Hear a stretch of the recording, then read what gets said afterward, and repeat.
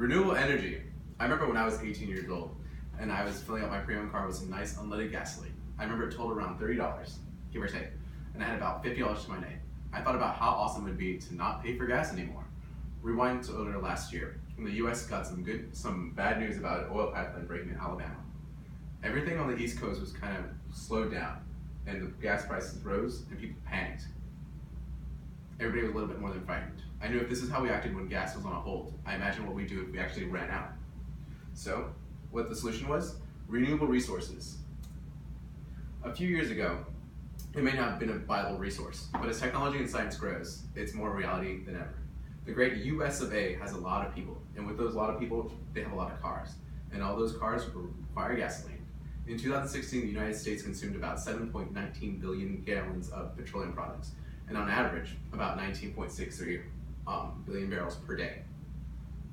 Things like wasteful products can give off oil waste, hazardous products, and a lot of health benefits if we decrease our wasteful products.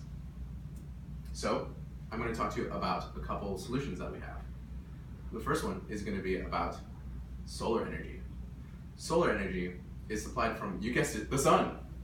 So what solar energy really does is use the solar panels to make up of photovoltaic cells, PV cells, in a chemical reaction to produce a current, electricity. What this means is that the sun is powering a battery, and a battery then is able to power your home and commodities like your phone. So similar to a phone, once the battery is depleted, it needs to be recharged again.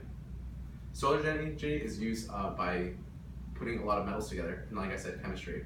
And this is a big risk because we have to dig up a lot of products. So a lot of people would say, why dig up metals if you're just going to dig up oil? And to that response, I say, what are we going to do when it runs out anyway?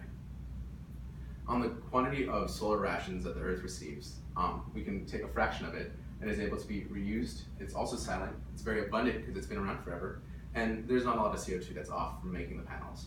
So, yeah. My next transition is going to be wind energy.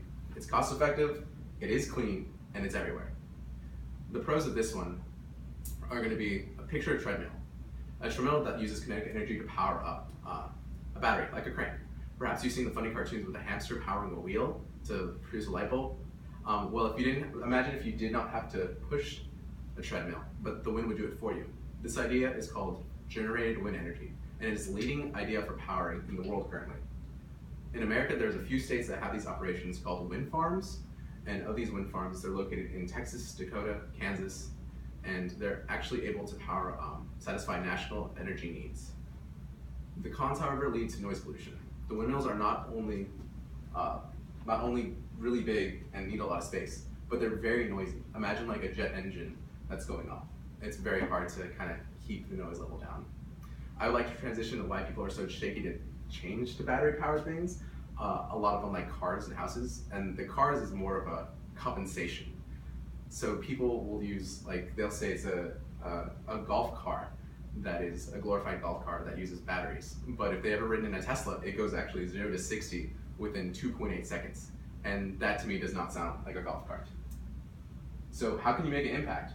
Things like public transportation, bikes, walking places, these reduce the CO2 levels that we produce, and also they're everywhere. Like, we have legs for movement, and bikes because we're smart and like to use a bike without using fossil fuels.